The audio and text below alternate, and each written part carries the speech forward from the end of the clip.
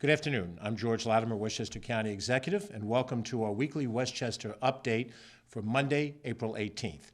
We hope that all of you have enjoyed a wonderful Easter weekend, or perhaps the first and second nights of Passover for our Muslim brothers and sisters who are in the month of Ramadan as you approach the end of that period of time, and also for our Sikh brothers and sisters that have just celebrated the beginning of their new year. Whatever your religious tradition or cultural tradition is, this is an interesting time of the season for all of us, and we're appreciative that you're joining us here today for our weekly update. Ken Jenkins, our Deputy County Executive, is not with us today, but we'll see him back again next week when we have our next update, which is scheduled for a week from today at 2 o'clock. We're going to cover COVID as a major story in a few seconds, but the first story we're going to cover in a second, I'll introduce her and bring her to the podium. The Majority Leader, Senate Majority Leader and temporary President of the New York State Senate, our friend and neighbor, Andrea Stewart-Cousins. And when we bring her on board, we'll give her a proper introduction. She'll talk a bit about the state budget and some state initiatives that have been underway that are important for all of us to know as Westchester residents. I'll then touch on COVID issues. The numbers are rising. We'll put that into some perspective for you here in Westchester. We'll talk about the weather. Not that we can do anything about the weather, but we have some severe weather that may be coming our way tonight into tomorrow, and we'll chat about that. We'll talk a little bit about the open meetings law and some of the changes that are ahead, which affect not just county government, but municipal government as well. We'll touch on the spirit of volunteerism as we launch pitch-in for parks and some other initiatives, and we'll also talk a little bit about what our schedule are for parks as we go forward for the year. But we'll begin first with our great Senate Majority Leader, Andrea Stewart-Cousins. I've known Andrea, served with her in government in some capacity or another for the last 25 years, and she is now in a position of substantial leadership as she heads the New York State Senate. She is, as we speak at the present moment, since there's a vacancy in the constitutional position of Lieutenant Governor, she is officially acting Lieutenant Governor, which means when Governor Hochul is out of the state, should she be out of the state any point in time through the year, then Andrea Stewart-Cousins will serve as acting governor. But she's second in line of the succession should something occur. But in her own right, she has done a brilliant job of leading the New York State Senate. I was a member of that Senate for 5 of the years in the beginning of her leadership role, and now not just leading the conference, but leading the whole institution. She's instituted a lot of important reforms. We've just finished the New York State budget season, and the budget, unlike budgets at other levels of government, is not just a financial document or fiscal document, it is a policy document. And the governor has tremendous power in the state budget to define programs as well as to allocate amounts of money for those programs. And both the Senate leader and the Speaker of the Assembly, Carl Hastie, who's a neighbor of ours right over the border from Mount Vernon in the North Bronx, they lead their respective conferences in negotiating with the governor. And you've heard the story about 3 men in a room. Well, now there's 2 women of the 3 people in the room, and one of those women is our backyard neighbor. Andrea Stewart-Cousins has represented the Westchester County in the New York State Senate since the period of time after the 2006 election. She's represented a majority of the city of Yonkers, the town of Greenburgh, and the river towns that make up that area. She has represented a portion of White Plains, and historically, at various times in her career, she's represented Scarsdale, significant portion of New Rochelle, at one point the town of Mount Pleasant. Those lines are changing now under redistricting, and she will represent additional new communities going forward, Newcastle, Mount Kisco, and they shave some of the things. But she's really represented all of us in Westchester County because as a former county legislator, we served together for almost a decade together in the county legislature. She was a leader in the county legislature and now a leader in the New York State Senate. So we're very honored to have her here to talk about the state budget and some of the other pressing issues with her role that really is not just reporting, but actually shaping the public policy for the state of New York. So let me introduce my friend, the Senate Majority Leader, the Honorable Andrea Stewart-Cousins. Madam Leader, so great to have you here with us here today. It is so great to be here with you. I always enjoy spending time with the county executive. We are, as he said, longtime friends, longtime colleagues, and we both had the opportunity to vote for each other in significant leadership roles. And just as you've been very complimentary of my work in the Senate, I certainly am very, very grateful for your leadership here in Westchester County. I know that you took on quite an enormous task, and you kind of make it look easy, but Westchester is doing what we know we can do, which is, have an amazing quality of life while taking care of the things that are important. And so I thank you for allowing me to be here, because I think that's pretty much what I'd like to think happened in the state budget system. But first, I want to, again, as the county executive did, wish everyone who is celebrating in the various traditions of faith this wonderful, glorious holiday season. And I hope that you have an opportunity to restore and renew, and to continue to build on not only an amazing life for yourself, but to be helpful to those around us. We know we have a lot of opportunity to do that. And so I guess that really does segue into the state budget, because the state budget this year, like every year, was difficult. It always has its own circumstances. And this set of circumstances, as everyone knows, we have a brand new governor, Governor Kathy Hochul, and we are now recovering, or certainly trying to recover from COVID. And I guess, as the county executive will tell you, we're not there yet. And so we have to continue to exercise appropriate precautions, which he will get into. But what happened last year when we were faced with COVID, it was very, very clear to us that we had a rare opportunity.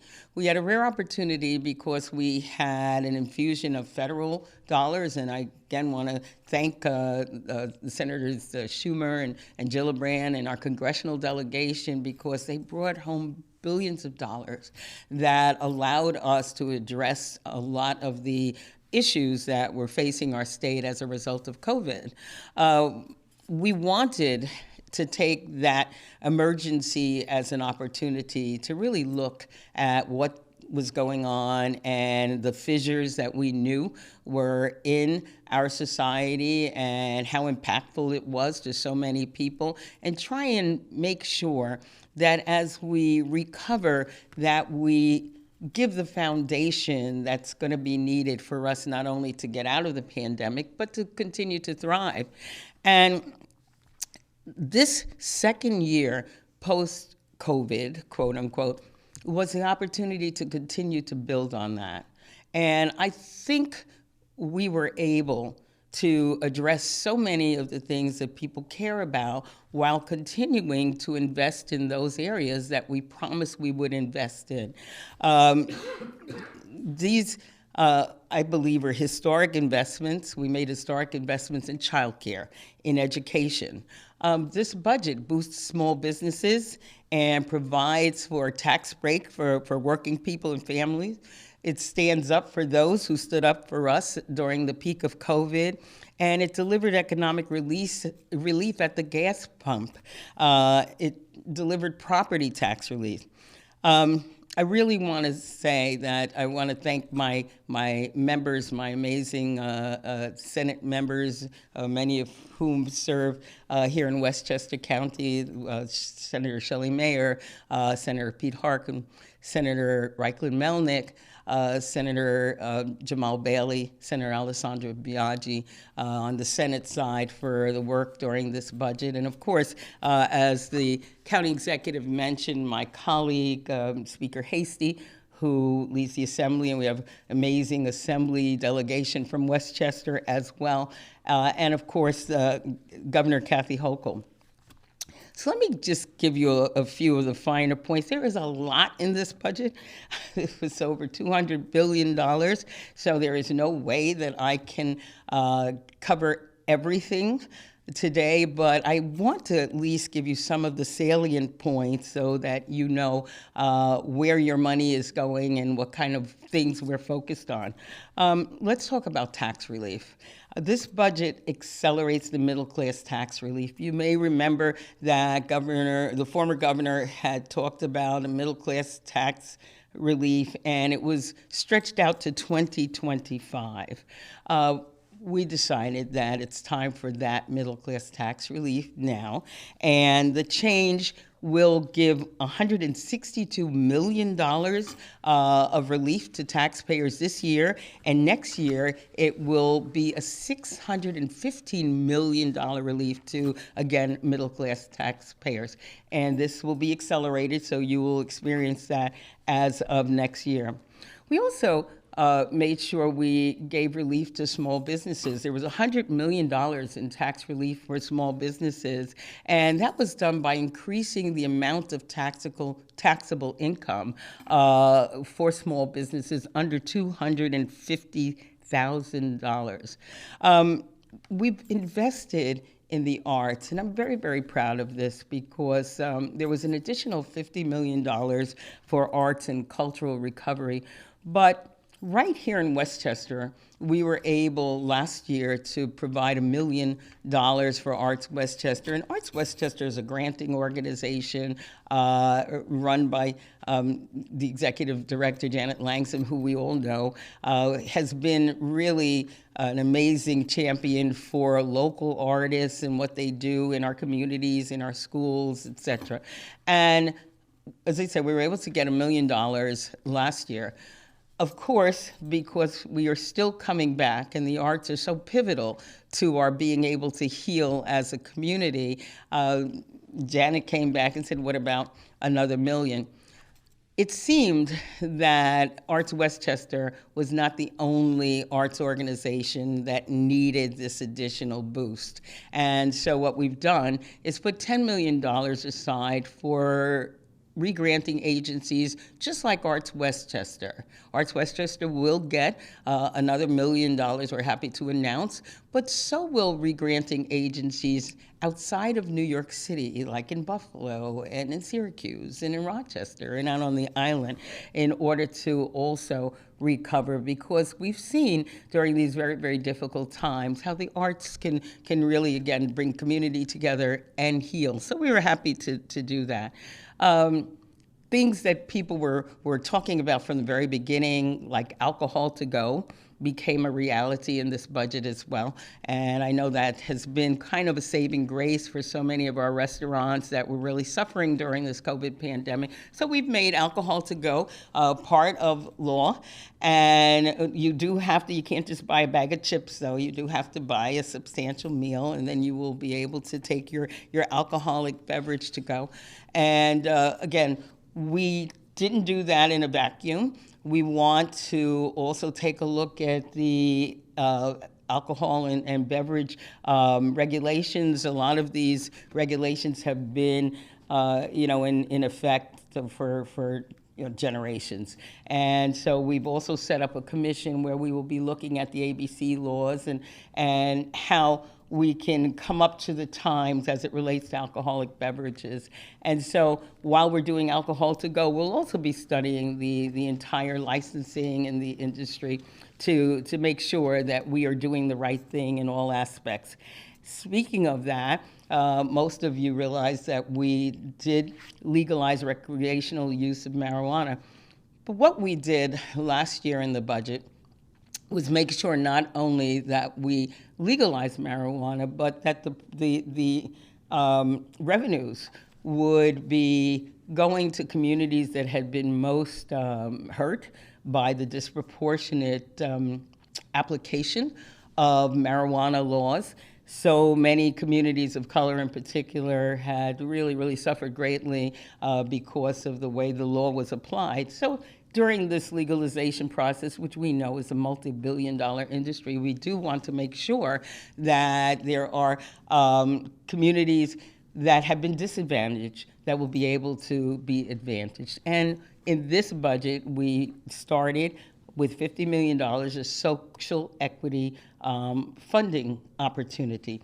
The governor's idea is that it will be sort of a public-private partnership. There will be $150 million put in by private firms, and the whole idea is that there will be access to capital, there will be access to licensing, and access to actually opening up stores and dispensaries by candidates who, again, fall into the social equity category. So we think this is an opportunity to allow people who would not normally have the money to open up their own businesses to be able to do that. So we're looking forward to making sure that those opportunities there and that people thrive where they had once been terribly penalized.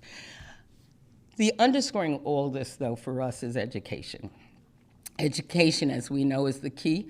I credit my being where I am to parents who instilled the faith and family and the need for an education, even when the opportunities weren't there.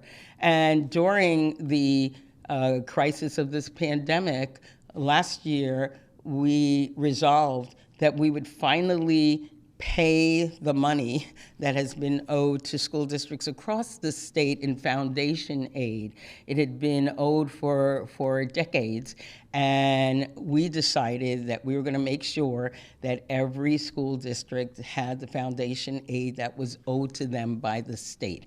And we began last year, and this year was the second year, and we were able to again come forward with over $1 billion in foundation aid for our school districts. Our school districts here in Westchester got about a 13% increase in their foundation aid, and that will be followed by next year's another $1 billion, so that we will be caught up, that no one will be owed anything, and that every child, it is our hope that every child, regardless of their zip code, will be able to get the quality education that they deserve, that they need in order to compete in this global economy. We want to make sure that we have broadband, and so there's broadband expansion opportunities in this budget as well. And obviously, we want to make sure that the teachers and administrators have the resources that they need.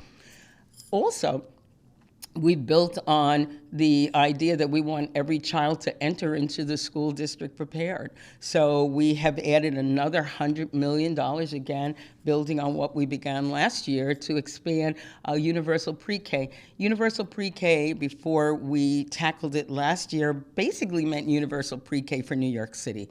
But we know that outside of New York City, there is a need for universal pre-K as well. So we've invested yet another $100 million. That will get us another 15,000 slots across the state.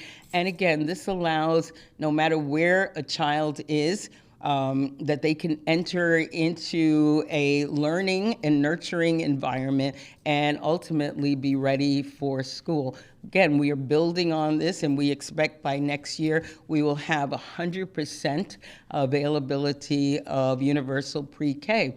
The other thing that we've made available is $25 million in grants. So there are some programs that are half-day that maybe want to go full days, maybe they didn't get up and running. So there is going to be a competitive grant, $25 million, to allow you to expand on your program if you have it. We didn't stop there. We also looked at higher education, SUNY schools and CUNY schools. We infused capital into SUNY to the amount of $225 million. SUNY is the State University of New York. City University of New York got $175 million in capital. And we've also increased the availability of TAP grants. Part of what was happening is that TAP wasn't available if you were part-time, and we know that many students go to school part-time, so we wanted to make sure that the TAP availability was there for part-time students as well. We took a look, and again, I'm skimming, some of the top line at the transportation. I know Westchester County cares obviously about transportation. You'll be happy that our investment in the B-line system went up approximately 36%. So now it's up to an $85 million investment. Also, it's important that we talk about housing. again, historic, $25 billion in a capital program for housing. It's a 5-year capital plan, which will bring online affordable housing, at least 100,000 units. There's also been money set aside to start looking at something similar to a Mitchell-Lama program so that we can begin to build affordable housing into the future. We also, however, know that people are still subjected to eviction as it relates to COVID. And so we've put another $1 billion aside for eviction prevention. And that is in our ERAP program, so we will make that available for people as well. There's also the $35 million to help homeowners facing foreclosure, and that is important, and $35 million for eviction prevention legal services outside of New York City is available as well. We've also invested $300 million to help people pay for their utilities, which again, many are in jeopardy of losing their housing because their utilities are not paid, so we've tried to do that. And we don't have, I think it's important to know that we had money last year from a federal government for these types of things, but that's not the case this year. This year, we are putting it aside in our budget because we know that there are still people in need and there are still people that are hurting. So we are hoping that in addition to our investments in the legal services of Hudson Valley, et cetera, with the ERAP program, the LRAP program, which helps landlords, and ERAP, which helps tenants, we will be able to, again, keep people in their homes. For Westchester County as a whole, again, there will be another almost $8 million coming because we stopped the diversion. There was a diversion of sales tax that the state was intercepting, and that will no longer be the case. The money was supposed to be going to take care of hospitals. What we decided to do is leave the counties with their money, so you have that, but we also decided to take care of distressed hospitals, and we've put $1 billion into taking care of our distressed hospitals across the state, as well as another $1.6 billion in transformational grants for hospitals as they try and, again, make sure that the facilities are up to par as it relates to all that we need in terms of the services that our community needs to stay healthy. Also around the health space, we were able to put $1.2 billion aside for workers who will now get bonuses. And at first, when the negotiation began, it was a very, very narrow group of workers that would get this, mostly the nurses, doctors, but we wanted to expand it because we know how important it is, whether you were doing security or making sure that the healthcare services were delivered in a clean space and providing nutrition. So the category of workers who are eligible for these bonuses has increased, and certainly it is well deserved because of all that so many did to keep us, many times just keep us alive during this crisis. The other thing that was on everybody's mind for a long time was home health care workers, and we did, we gave at least an opportunity for the voices of home health care workers to be heard. It started last year. So many of them had never gotten a raise, and they were just kind of competing with fast food workers, and yet they take care of our most vulnerable, and for many people, there's no one more essential than the home health care workers. So we were able to negotiate a $3 an hour raise for home health care workers. It will take place over the next 2 years. Next year will be an extra $2, and then the last dollar will come on the second year. It is the beginning of an important conversation. I want to go back to what we were hoping would happen. At least many of us were hoping. I know on a congressional level, they spoke about this infrastructure, this human infrastructure, the healthcare workers, childcare workers, people who make sure that we're able to do our day-to-day lives, and how this infusion of federal dollars was going to help to make these lives better and therefore help all of us. Unfortunately, to date, those federal dollars aren't there because the legislation has not passed. But we still felt it was really important that we begin to make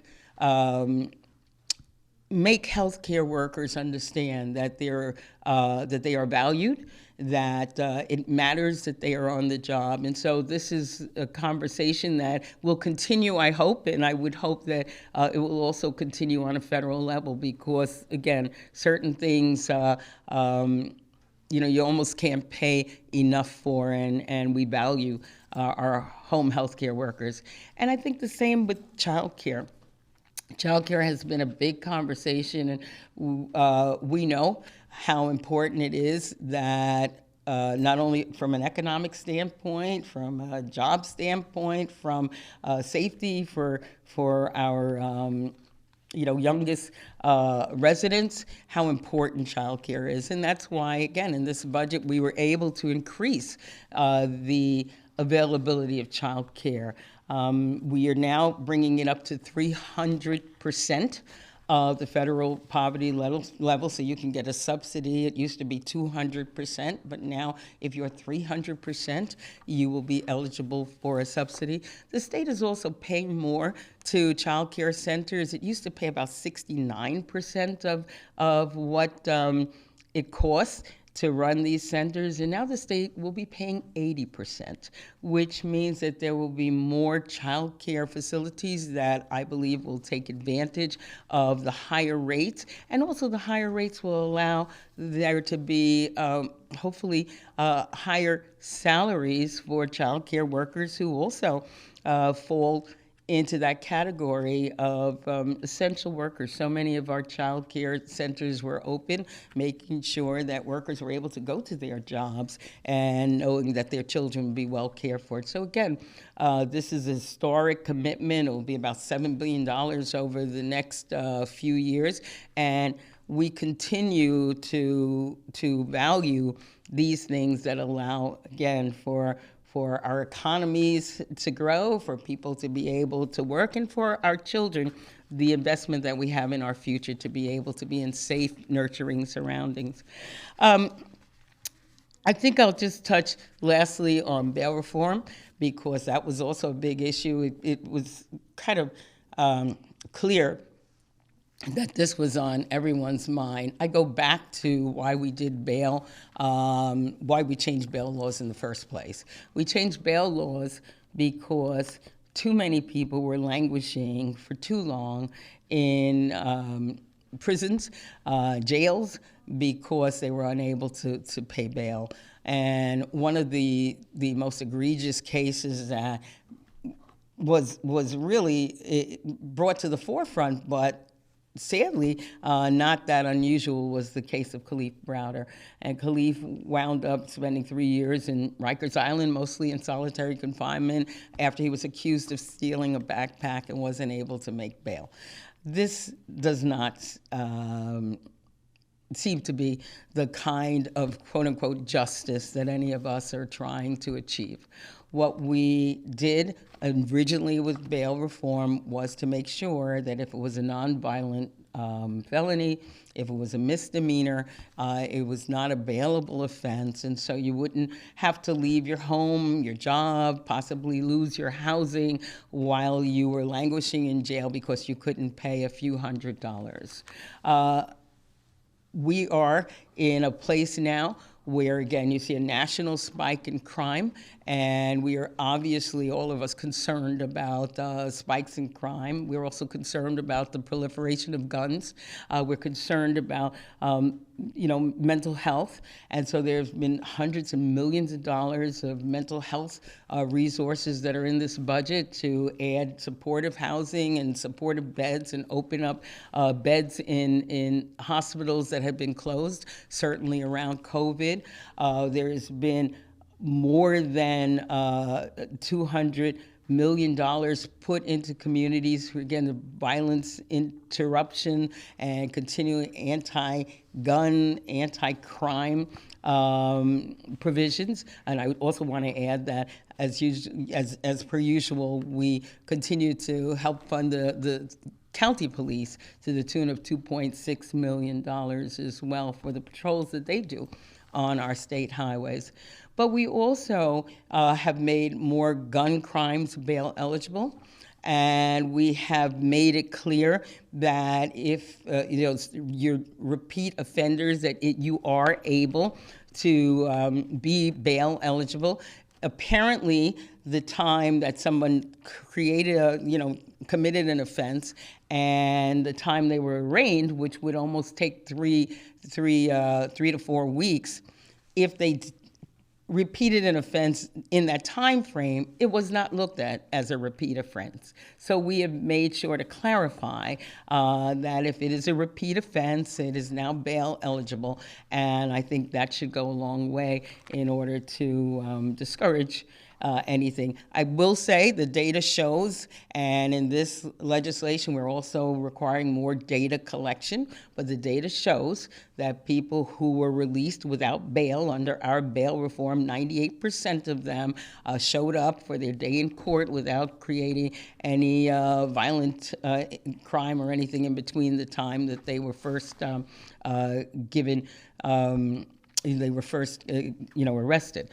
That being said, we care about preventing crime. We care about getting guns off the street, and I think we've made some changes that will help to again assure New Yorkers that we are taking this seriously, but also the support services that I believe will help us, again, navigate this terrible pandemic. I really start trying to get these guns off of the streets and moving forward to a healthier and whole society. So, again, this is the thumbnail sketch. I don't want to take all of the county executive's time talking about our budget, but I hope that you see that whether it's I have to say one thing about the environment, because I didn't do that, that we will be, a part of this budget as well,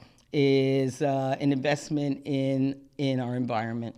$4.2 billion bond will be in front of the voters.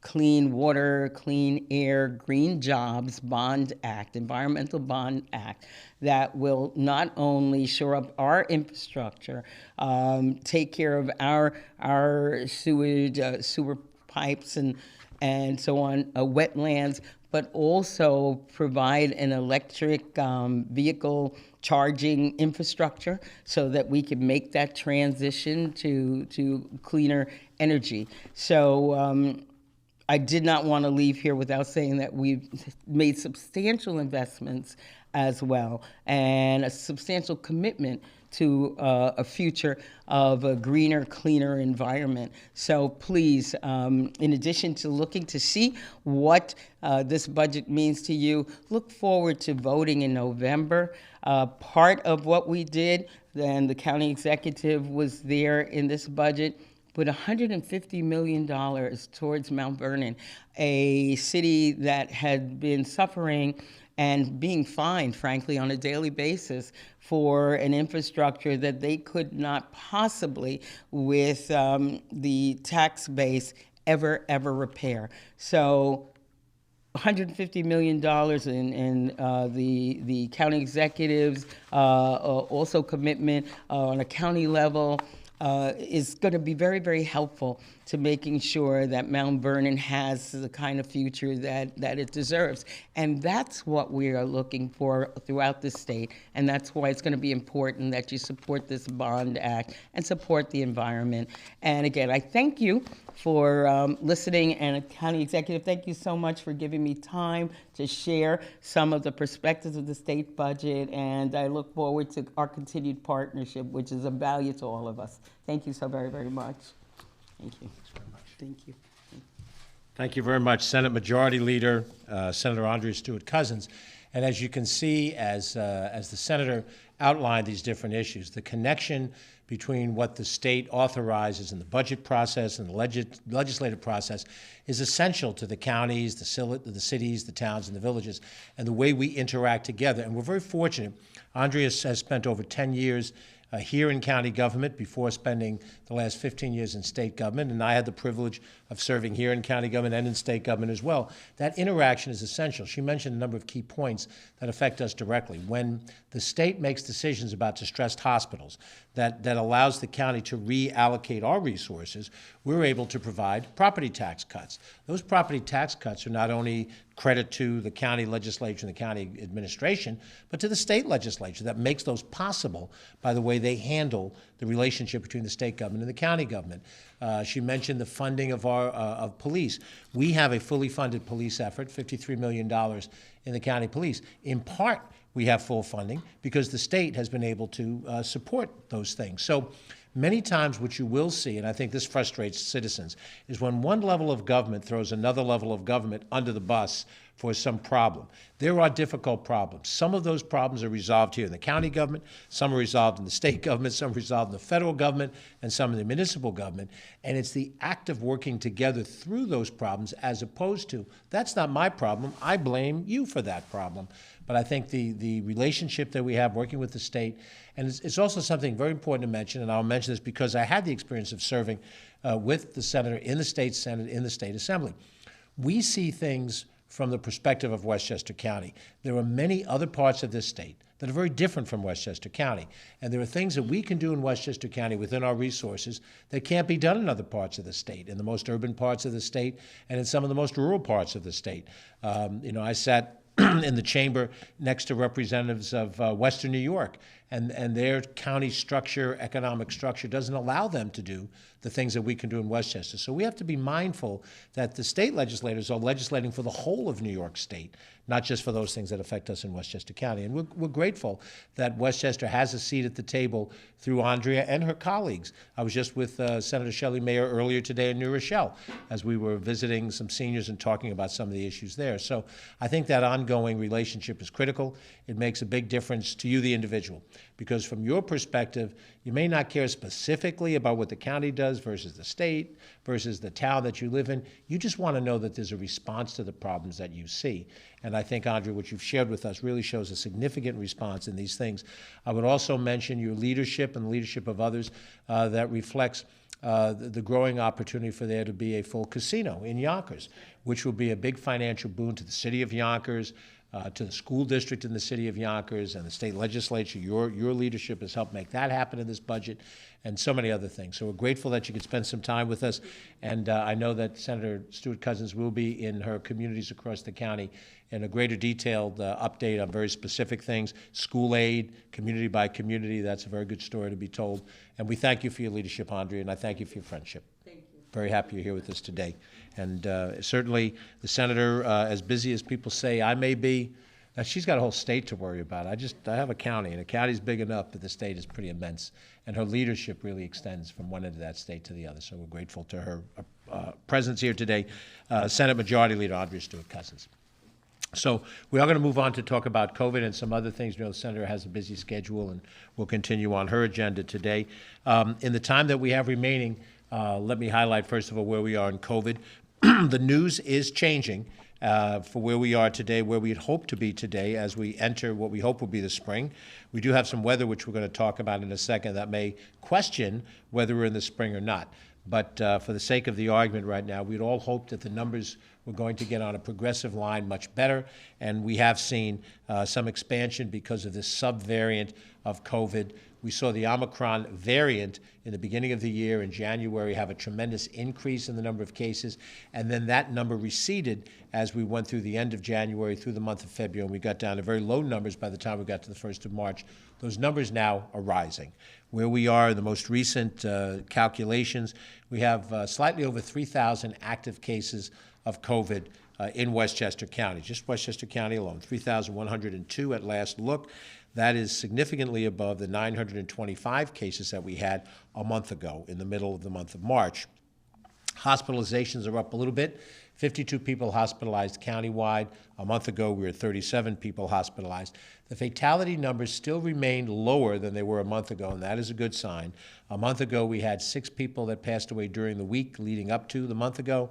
This month, we've had 2 fatalities over the same period of time. Every fatality is a tragedy, but to have less fatalities is the goal. In fact, the goal of all of this is really to keep people alive, keep them healthy, and if they do go into the hospital, to have them rally, come back from their ill health, and be back as a productive member of the society and avoid as much as we can the fatalities that occur.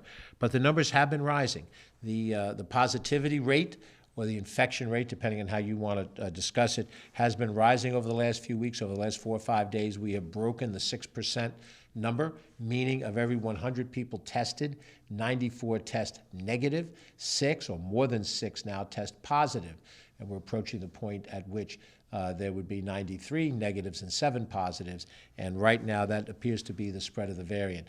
This continues to be a highly communicable disease, and to the extent that we've all taken on the responsibility to get back to normal, I've certainly done that in my travels, we have seen the increase in infections, and what I hope is shown by the still relatively low number of hospitalizations, that the percentage of vaccination in this county, which continues to exceed the neighboring counties around us and portions of New York City immediately next to us, the higher our vaccination rate is, not the less likely people are to get the disease, but the less likely are that if they do get the disease, it is a milder form of the disease.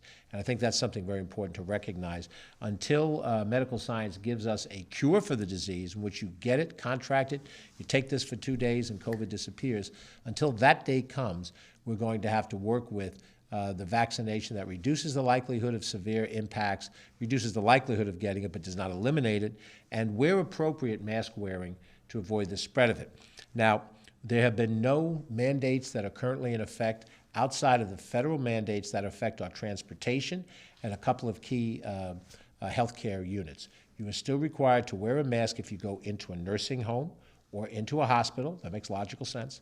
And then also when you're in a public transit, bus or subway train or commuter train, and you're also still required to wear a mask as you're interacting with air travel at airports and on board airplanes. That makes logical sense because when you're traveling in those settings, you are dealing with other people from the general public you do not know. When you are in a classroom setting or in an office setting, you know the people around you, there's contact tracing available, and you're in a position to know whether or not you've been exposed, and you don't have that when you're in mass transit or when you're in a healthcare facility where there are people with health impacts that are affected by it. But there are no general mandates at this stage of the game regarding mask wearing nor regarding vaccinations. The county has no intent to impose any of those in the foreseeable future. We are looking at a rise in cases. That rise in case is a significant rise, but it has not yet reached the point of criticality. When does that point come?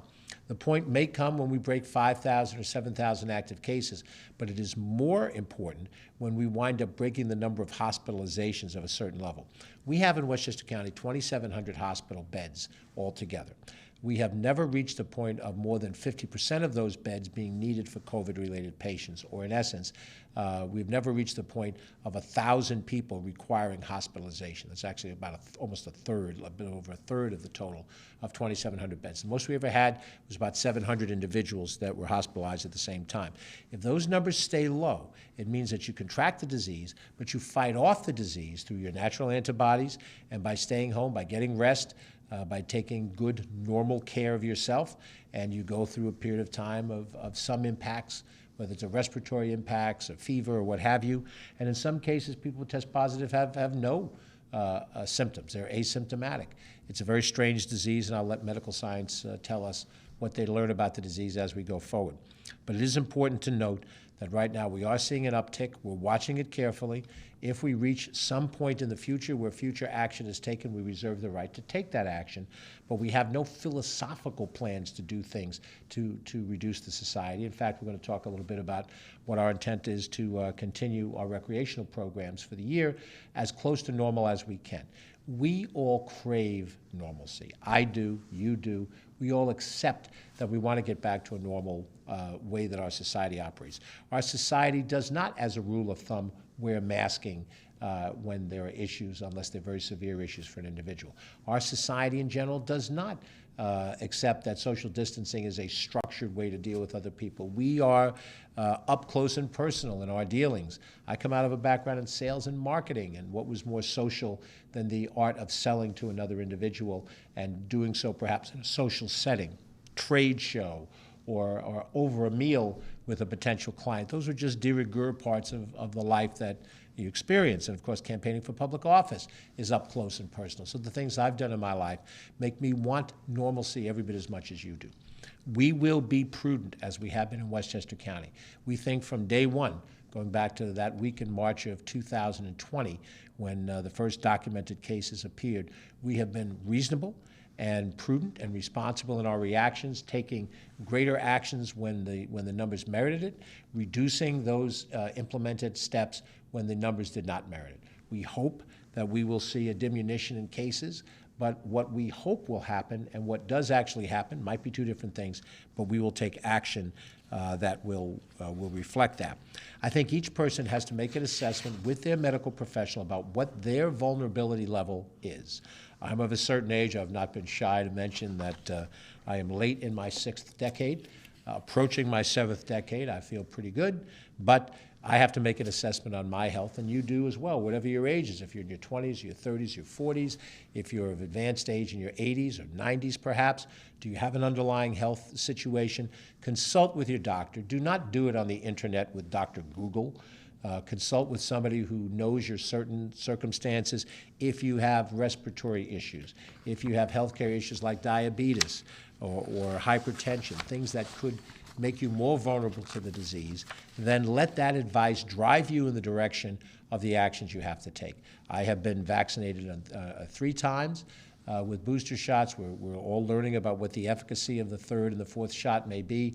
Let medical professional advice to you personally drive your decision. The county is making vaccinations as easily available in as many places as we can.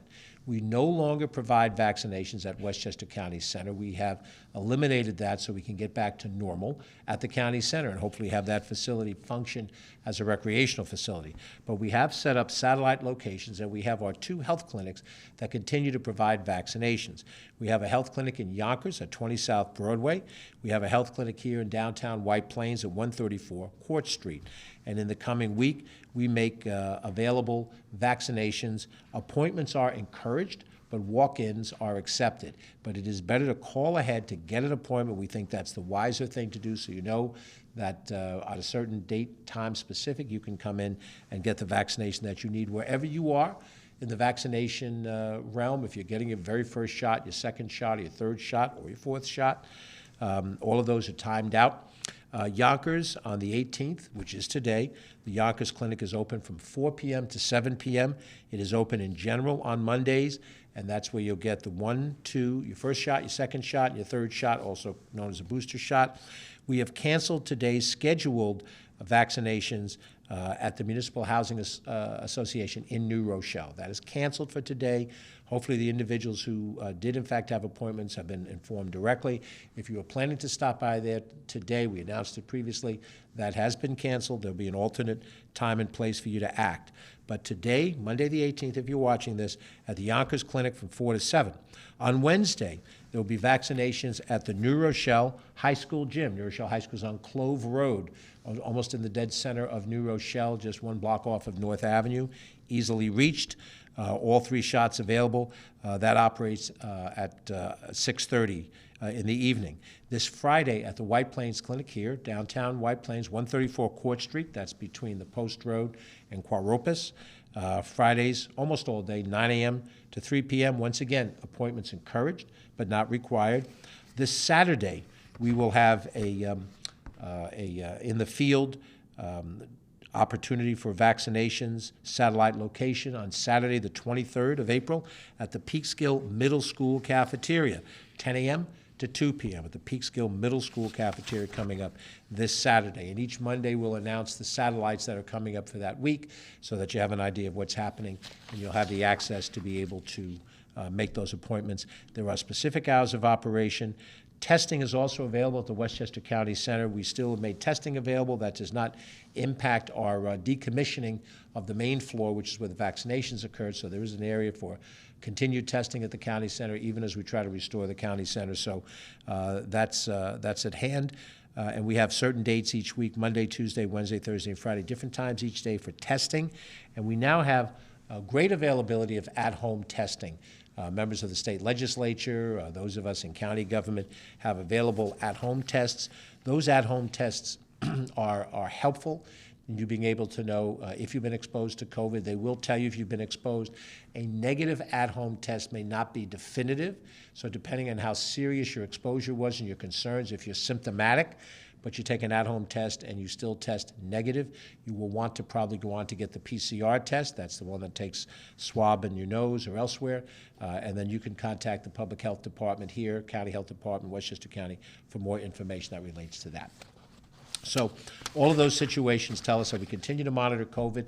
I have tried to indicate that it continues to be an important issue. It is not the only issue that we have to face in county government, but it is an important issue and it will continue to be part of our update. We prioritize that in our update today, in addition to hearing about our state information from the state budget with Senator Stuart Cousins. Let me touch on a few other things that will be of some notice.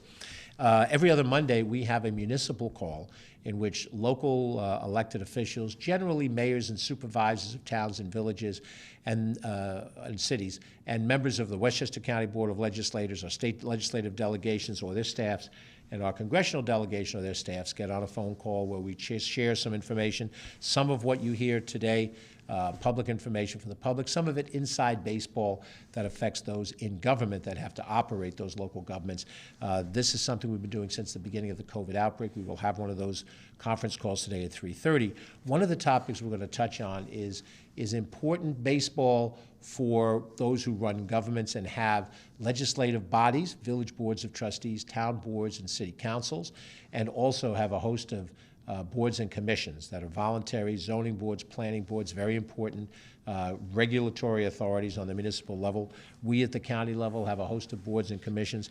The governor has extended the COVID declaration of emergency that affects remote meetings by video conference or conference call. They can continue to be held remotely through May 15th. This is a reauthorization that comes in 30-day intervals. Now, local governments, municipalities, have 60 days until July 1st to enact a law that would allow meetings to be held remotely on an ongoing basis. So we don't need the emergency authority of the governor to do it. By local law, the municipalities have been empowered to provide that. Why is that important? There's concern about COVID outreach, outbreaks that may occur if you attend a public meeting. The individuals who attend the public meeting and those that are coming to listen to dialogue. You might be a person with an issue before the planning board or the zoning board, or you want to address your village board or your city council or your town board. You can continue to have that input remotely. If you choose to have it remotely, it is still made legal for those groups to meet in that fashion. There are some provisions. The local law can authorize remote attendance, but remote attendance by a member of a board at a location that does not allow for physical attendance by the public can only happen in extraordinary circumstances, and that law defines what those extraordinary circumstances are. Members of the public must participate in a physical location for the public's access in order for them to have quorum. So if you have more than 2 members of a 5-member board, you don't have a quorum to act. These provisions can be adopted by law in your local community. Consult your village, your town, or your city clerk. They will be the repository of the information relative to these things. So as you interact with the zoning board of Briarcliff Manor, the planning commission of the village of Portchester, the city council meeting in the city of Yonkers, any one of those boards, commissions that have governmental responsibilities can operate remotely, but under certain requirements so that individuals in the public can still see the proceedings, comment, and also be able to appear on some matter that affects them as well. And of course, the meetings shall be recorded and put on the public website of the public body within 5 business days. So if you're unable to attend or watch the meeting, you will be able to see it on tape and then get the information you need. All of this required by state law. It affects the county government, it affects the towns, the villages, the cities. We're all under that open meetings law requirement. Our Westchester County Board of Legislators is governed by these. The executive branch boards and commissions are governed by these, and we hope to be able to continue that open dialogue. The weather. People talk about the weather, but we don't do anything about it. We're monitoring the weather, particularly our Department of Emergency Services. We expect to have some severe weather hit Westchester County this evening, Monday night, as we're watching this, April 18th. Low pressure will impact the area tonight. Heavy rain, strong winds are expected, and there is the opportunity for coastal flooding. Now, the coast, my backyard, the Sound Shore communities that stretch from Pelham to Portchester are the most vulnerable for coastal flooding. But whenever there's intense flooding, you can still get inland flooding from any creeks and streams and rivers, even if you're not literally on the coast. But the low-lying areas of the Sound Shore, parts of the village of Mamaroneck, the Orienta neighborhood, the Shore Acres neighborhood, Larchmont Manor neighborhood, Milton Point neighborhood in Rise City, Premium Point in New Rochelle, the Davenport Neck area of New Rochelle, along Pelham Road in Pelham, down by the New York Athletic Club, up in Portchester and Grey Rock. All of those areas are subject to high winds and high flood circumstances. The extra high tide due to the moon cycle is expected to hit about 1 a.m. So be prepared, be observant. There will certainly be, through the various notification systems in each of those communities, notification. If something reaches a level at which evacuations are required, you will be notified by your local government, usually by reverse 911 telephone call. If you've signed up for information from your local community by cell phone, if you haven't, call your town, city, or village clerk right now. Try to get on that system so you can get your information. The good news, if there's any good news in all of this, is that the impacts are expected to be overnight. They will be gone in the morning. They will not directly affect the travel hours, and there are no freezing temperatures expected here, so there won't be snow or ice on the ground. That may occur in parts to the north and west of us, and of course our neighbors further up in the Hudson Valley may see snow. They may see some icing road conditions. If you have to travel into other parts of the state of New York, north and west of where we are, keep that in mind with your travel. And also keep in mind, if we get heavy rainstorms, even though the rain subsides, the level of flooding may not. So we generally, Westchester County, directly control the Bronx River Parkway from Bronxville up to the Kensico Dam. That is a road that floods. If that is part of your normal route tomorrow, check ahead in the morning commute before you drive to the Bronx River Parkway. It might be closed, and if it is, you'll want to use alternate routes like Central Avenue through Yonkers or Route 22 through Eastchester and Scarsdale. Be aware of those options. The county does not control the Hutchison River Parkway or the Sawmill River Parkway, but logic tells you if you name the parkway the Sawmill River Parkway, then there's a Sawmill River right near the parkway, and there's a Hutchison River right next to the Hutchison River Parkway. So check in advance to determine if those roads are clear in the morning, if there's been any flooding that has made your passage on those parkways impacted, and plan accordingly. And I will do the same thing in my travels as I travel all over this county every single day. Rough weather coming in. We hope that will be the end of it. March is supposed to go out like a lamb. This is April. I haven't seen the lamb too much yet, a little bit, day here and there, but the weather is still going to be of concern. I want to mention that I'll be giving the annual State of the County address this Thursday night at 7 p.m. I will be in the Westchester County Board of Legislators chamber.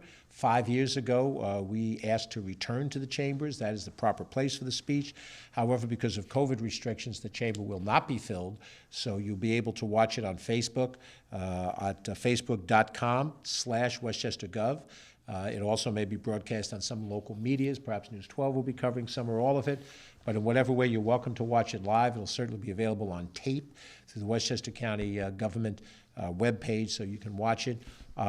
It is not meant to be a short speech. It's not, of 20-minute duration where we give you the highlights. We will talk about the things we've tried to accomplish in the last year and the things we seek to accomplish in the next year.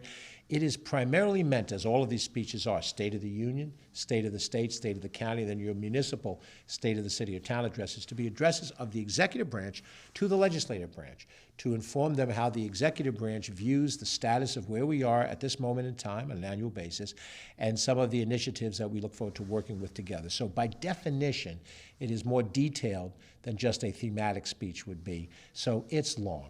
And I know that if my dear mother were with us today, even she would tire listening to me for this length of time. But we hope it's substantive, and we want it to be something where you can sink your teeth into. In the last year, we've completed some long-standing projects, such as completing the New Rochelle Family Court building, and we've made some other physical improvements.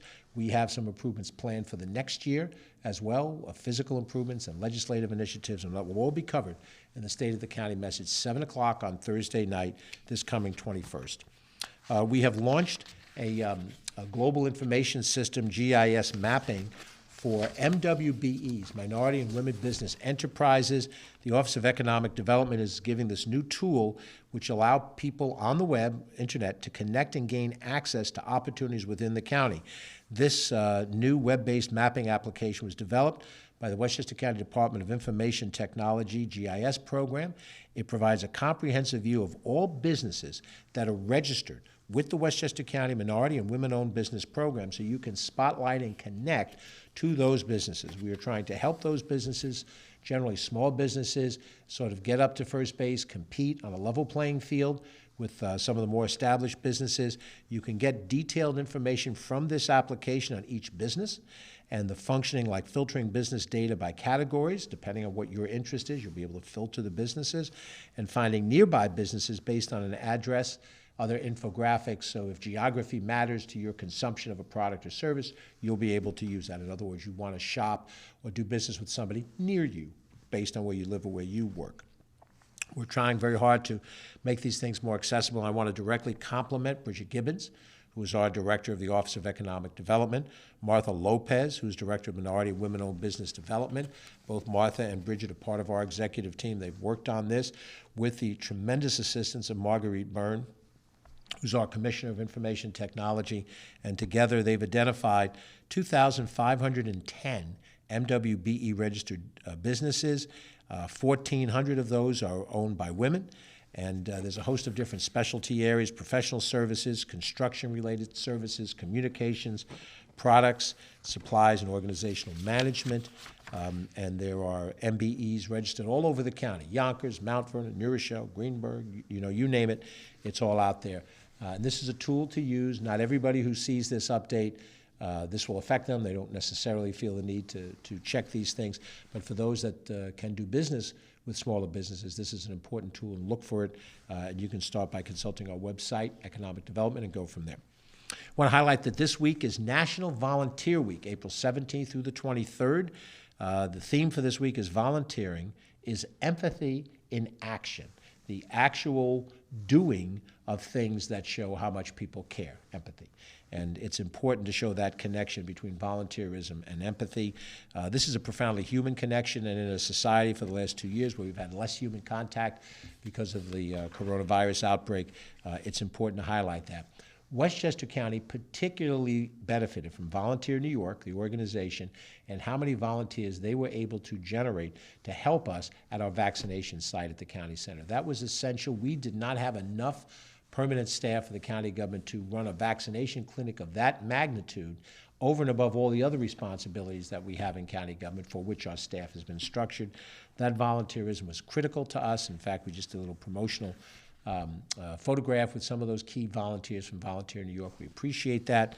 Earlier today, we had a press kickoff for Pitch-In for Parks Week in Westchester County, where volunteers are coming to help us get our parks in ship-shape condition to begin the new year, when people start to come out and use the parks much more frequently in April, assuming it doesn't snow, and May and June, and we have a tremendous park system. That's another example of volunteerism in action. So we want to thank all the volunteers for their work and their help, and we were very appreciative again of the volunteers for the vaccination core, and then also on the pitch-in for park situation. There was a big kickoff today, but they're going to be out helping to clean up Saxon Woods in White Plains, Wilson Woods in Mount Vernon, Blue Mountain Reservation in Peekskill, Muscoot Farm in Katona, and a host of other areas. And we want to thank our team in the Parks Department, Commissioner Kathy O'Connor, First Deputy Commissioner Peter Tartaglia for their work. We want to thank our friends at the Westchester Parks Foundation, an independent organization that does tremendous things to help us advance our interests in the parks. Pitch In for Parks is really their program. They're also the folks that help us conduct Bicycle Sunday and so many other things. Bicycle Sunday coming up in a few minutes. And Joe Stout, who heads that, who's a former Commissioner of Parks, we owe a debt of gratitude. So the volunteer spirit is very much alive in Westchester. And since we're touching on our parks and recreation, we fully intend to open all of our facilities this year. We generally keep open all year around our nature centers and our various pathways and trailways. So the North County and the South County Trailway, and the western side of the county, the Bronx River Reservation, which goes up the spine of the county. We have a walkway now along Playland Parkway for about a 1 mile area. All of those things stay open year-round. Our 6 nature centers are open year-round. Our golf courses would be open year-round if it was up to the golfers. We do shut them down from the end of the year until mid-March. We opened our golf courses a little over a month ago, and all 6 golf courses are now open and operative, obviously on any given day, weather-related to the conditions there. But they are open. On your schedule looking ahead, Sunday, May 1st, which is 2 weeks from yesterday, will be our first day for Bicycle Sundays.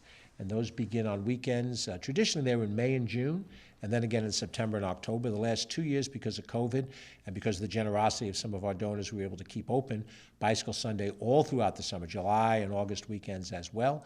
We're starting with Sunday, May 1st, Bicycle Sunday. We'll kick that off. There'll be, I'm sure, a promotional effort to start it.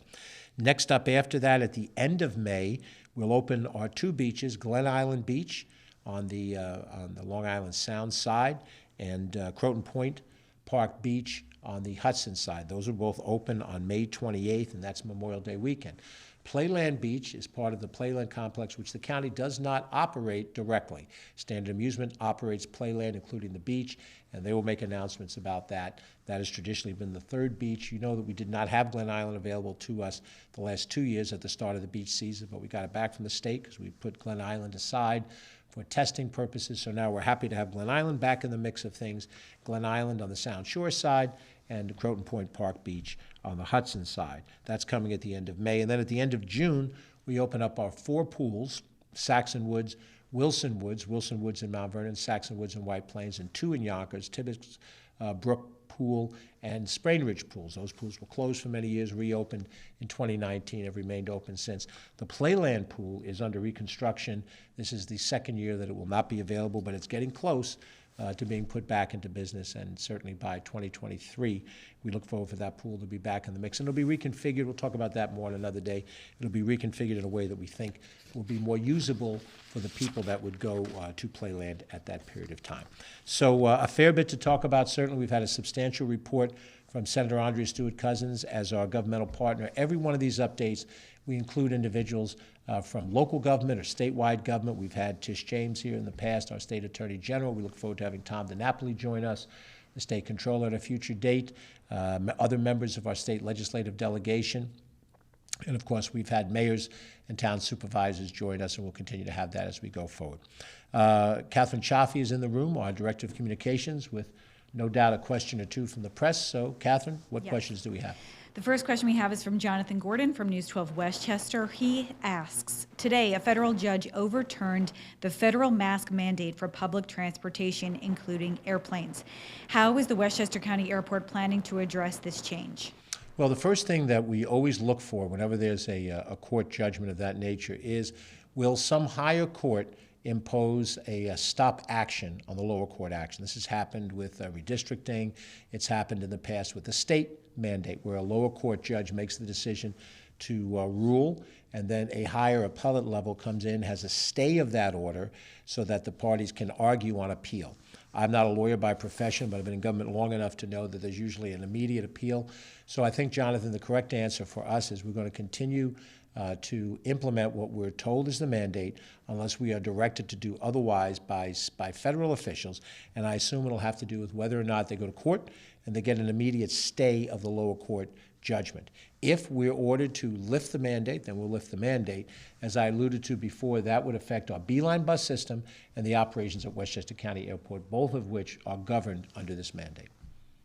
That was the last question. All right, that was our question from Jonathan Gordon from News 12. We appreciate his question. Any other member of the press that has a question, you can direct them to Catherine Chaffee, 995-2932. She'll be happy to answer it. And certainly you'll have access to Senate Majority Leader Audrey Stewart-Cousins, any of those state issues that we've seen before. It's been a long report. We appreciate your attention and diligence. Next week we'll be back again at Monday at 2 o'clock. And I will be rejoined again then by Ken Jenkins, our Deputy County Executive. We'll give you the usual update on COVID. We'll try to give you any other relevant information that's helpful.